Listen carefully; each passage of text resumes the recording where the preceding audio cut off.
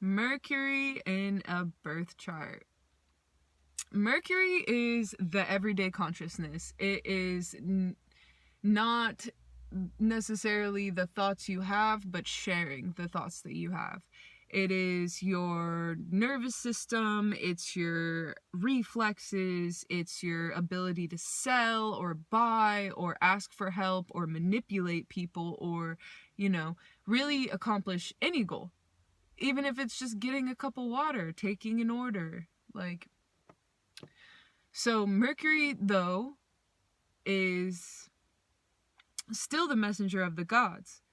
If it weren't for Mercury, Jupiter would not be able to get its knowledge out. If it weren't for Mercury, none of these planets would be able to get their logic out. Mercury is the transmuter from spiritual to logic.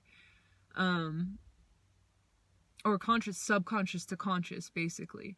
So it's important to understand your Mercury placement because you may not know that you're an asshole. And I definitely didn't. I found out that my Mercury was in Capricorn, which I was like, dope. I'm always concerned with trying to, build people up, build something. I'm always trying to build some shit. And I realized, though, that Saturn there makes you cutthroat as fuck. And I am mean. And I don't want to be. So I learned that through understanding that placement. Like, damn, I can be really disrespectful and kind of talk down to people and shit. So, and obviously I'm very active now, but I still catch myself, like, if I know somebody and they're in my way, so to speak, like if I were to share a house with somebody and to me I observe their character of like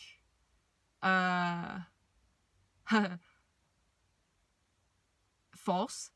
If I think that they're whack, but not just because they're into some shit that I'm not into, because they aren't good people, if I've seen them lie, or anything that I declare as that Capricorn sort of royalty, non-negotiable in my mind, not respectable, not impeccable, or having integrity, like, and you can hear it in my voice right now, like, that is I'm laying down some business laws just about roommates.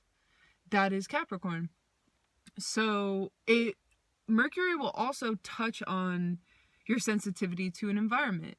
Like I'm saying, yes, I've refined how I speak to strangers or people within my field, but if they're in my close net circle, I could still tend to be disrespectful or look down on them or whatever.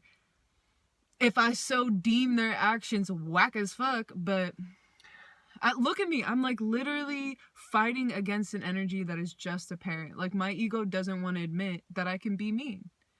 And I think it's important for people to get an understanding of their Mercury placement because you hear all the time, oh, Mercury's in retrograde. No one even knows what the fuck that means, but they will assign themselves a diagnostic to the symptoms. Like, oh, I need to take a bath and not talk to my ex and not sign any paperwork because Mercury's in retrograde. It's like they don't even know where the Mercury is. And they don't even know what the retrograde is in, or if they have a Mercury retrograde in their chart naturally by birth, and maybe by default, this may be an easier time for them during the retrograde speaking. But it's very important to understand your Mercury placements to accomplish goals too. Like if you, for example, I'm working as a glass blower. If I wanted to see how can I really get the best outcome and reach my goals the quickest, you would want to check the 3rd house and the 6th house, and they're both ruled by Mercury because Mercury rules Virgo and Gemini. Virgo and Gemini are very analytical signs. They're very intelligent signs. I would argue to say they are some of the most quick-witted of the zodiac because they're quick as fuck. So they don't always have the expansiveness, but sometimes,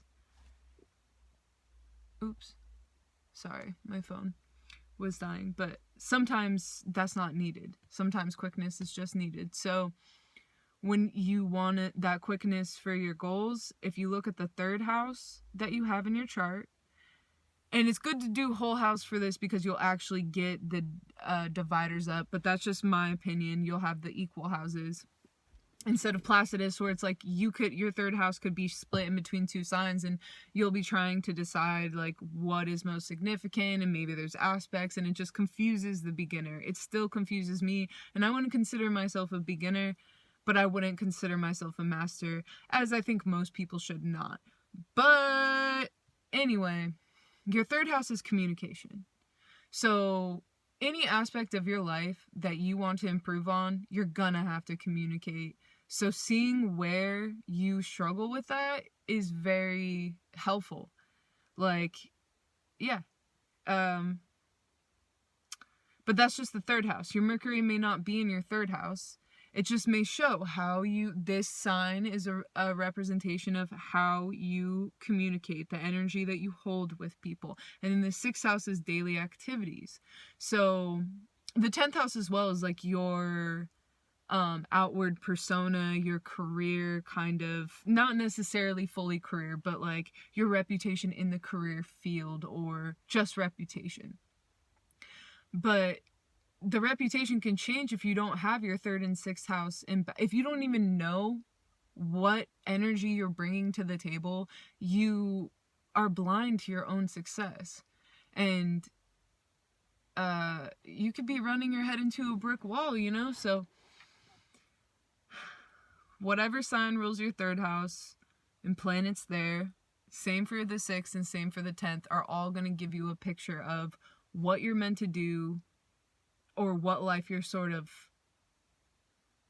going to live with grace. If you want to live with grace, look at the benevolent aspects, and also look at the malefic aspects. And when you see the malefic aspects, pay attention to the lessons of that, because too many benefic aspects which means clearly beneficial, like too many good aspects will make a person lazy as fuck and not earn anything. It's very important that you have some struggles in your chart as well.